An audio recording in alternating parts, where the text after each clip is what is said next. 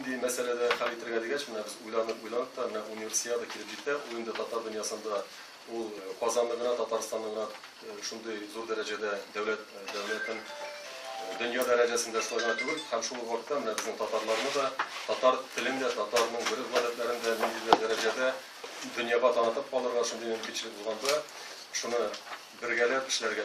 Çünkü bizim başka devletlerde yaşayan, çift illerde yaşayan Tatarlar da bizim kazanma kilip üniversitede katlaşsalar para şunda hem şu vakıtta kazan bilen tanışıp bizden bilen birge bulup şunday tilekte var. Üniversitede birinci şiratta o bizden milli gururluğumuzni ko'tara turgan zo'r xalqaro proyekt. Shunga ko'ra biz ana millatimiz uchun birinchi shiratda maksimum qo'llanishga tegish bo'lamiz. Biz 70 yildan vakil kelishak biz ularga albatta Tatarstan Respublikasining milliy yuzini ko'rsatirga, autoritar madaniyatimizni, tariximizni ko'rsatirga tegish bo'lamiz. Bu jurnalistlerin hazır direksiya tarafından iş alıp barala yukarı derecede bulmasa da lakin nıklı adımlar yasalayındı. Birinci şiratta indi internet saytımız iştildi hazır işlep kele. Anarsan medeniyetimizin motor kursatı dip atab ettim. Bu indi mene açılış yabalı tantanalarında biz indi programına kirttik. Olarni milli bloklar bulacak. Bizning tariximizni şoğuldurgan milletimizni. Şulay medeniyetimiz bilan bir rattan bizim de tilimizga bek zo'r e'tibor berga tegish bo'lamiz. Hozir endi ko'rib turamiz. Shaharda endi yozuvlar tatar tilida da sho'g'lashlar boshladi. Tugal motor tilda bu yo'nalishda endi biz universitet bilan birga ishlaymiz. Til adabiyot instituti bilan ilmda turamiz. Shunga ko'ra mana bu universitetni biz barliq tabaqalarda tanıtırga tegish bo'lamiz. Birinchi shiratdan o'zimizning millatimizning g'ururligini. Bu universitet endi aytilgancha Rossiya Federatsiyasi uchun bek ahamiyatli, lakin shuluk vaqtda Tatarstan uchun ikkilanti ahamiyatli. Chunki biz shusha zo'r butun dunyo sport bayrami natijasida o'zimizning Tatarstonimizni, Tatar xalqini butun dunyoga tanıta olamiz. Bu tanıtuv albatta bizning qo'lda. Tanıtuvning ko'lami da onun sıfatı da.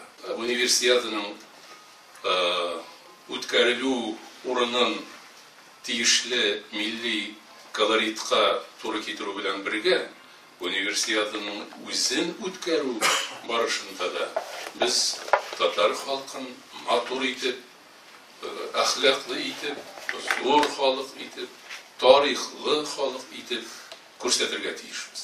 Hem endi qozonimizni mana tegishli milliy shunday tusga kirituv.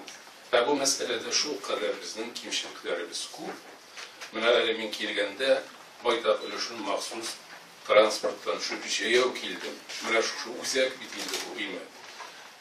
Bir Tatar yozuvi yo'q.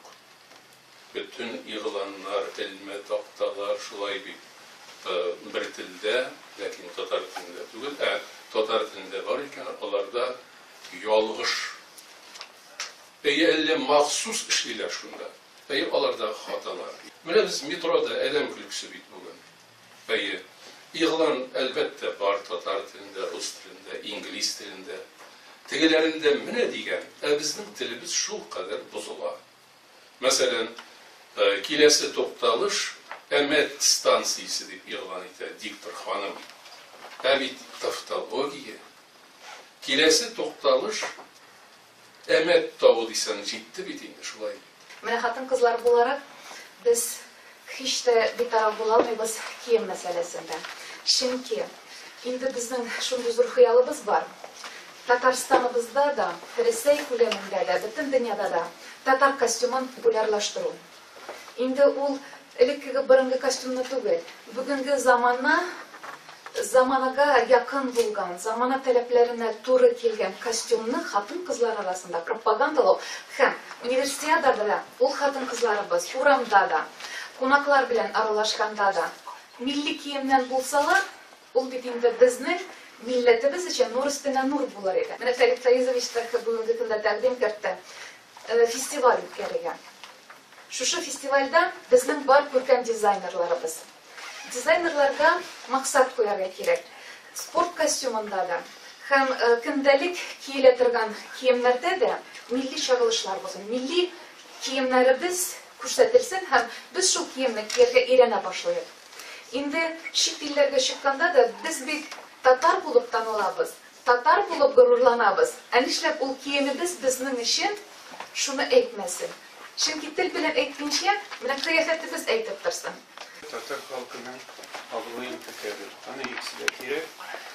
Әмма мин бу очракта бер никадәр дәрәҗәдә бер теге проблеманы теге бераз проблемнарак куясым килә. Менә нәрсәдә эш без бит инде менә бүген 460 ел булды безнең клубка төшүебезгә. Бүгенге көн шундый көн безнең инде фаҗигале көндә дип әйтергә була. Һәм безгә шушы университетка килергә кирәк ниндидер бер фундаменталь принциплар белән инде. Мин инде монда куям беренче мәсьәлә шундый татар халкының иманы булу, яки теге шундый бер әйтем дә бар. Татар имансыз булмас, урыс имансыз булмас. Без беренче чиратта безнең иман булырга тиеш. Универсиаданы бездән башка да үткәрәләр. Безнең милләтне беркемдә башка, бездән башка беркем уйламый. Шуңа күрә менә аның төп мәсьәләсе күп кенә әйтелгән сүзләрдән җыеп, безнең барбер милләтебезне, халкыбызны, динебезне алга төртергә, алга барырга, безнең халкыбыз тарихта калырга. Шуның максаты шул.